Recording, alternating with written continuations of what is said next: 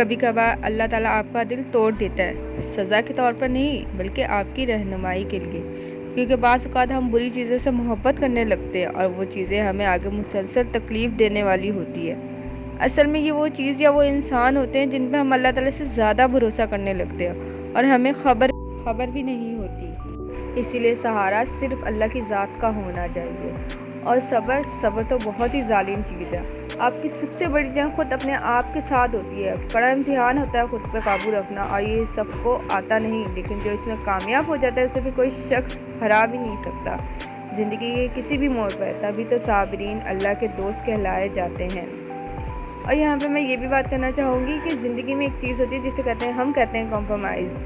پرسکون زندگی گزارنے کے لیے اس کی ہمیں بہت ضرورت پڑتی ہے۔ جس چیز کو ہم بدل نہ سکیں اس کے ساتھ ہمیں کمپرومائز کر لینا چاہیے، مگر اپنی کسی بھی خواہش کو کبھی بھی جنون مت بنائیں، کیونکہ زندگی میں کچھ چیزیں ایسی ہوتی ہیں جو ہمیں کبھی نہیں مل سکتی۔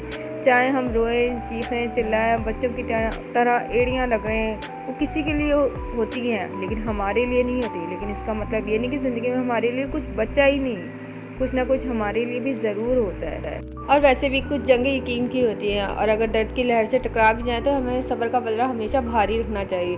جسے ہم بے بسی کہتے ہیں نا، وہی ہماری صبر کی وہ حد ہوتی ہے جہاں فیصلے تمام ہوتے ہیں۔ کیا پتہ ہماری جو مستقل دعائیں ہیں اسے ہماری تقدیر بدلنے پہ وہ راضی کر دے۔ وہ تو دعاؤں کا رخ قبولیت کی طرف موڑ دے جب چاہے۔ اسے تو قرآن مجید میں بھی فرما دیا ہے کہ تم مجھے پکارو، میں دعا قبول کرنے والا ہوں۔ تو پھر بس یہ جو جنگ ہے یقین کی تو ہے، اور وہ اپنے بندوں پر مہربان ہے، بہت ہی زیادہ رحیم۔ اور یہ شکوے شکایت، روٹھنا منانا، یہ بہت انمول جذبے ہیں۔ ان جذبوں کو ہم ہر شخص پر بھی لوٹا نہیں سکتے ہیں۔ یہ وہیں جنم لیتے ہیں جہاں رشتوں پر مان ہو، یقین ہو، اور ہاں دوستی ہو یا محبت۔ جب مان ٹوٹ جائے، یقین بکھر جائے، تو شکوے شکایت، روٹھنا منانا جیسے جذبات اپنے آپ مر جاتے ہیں۔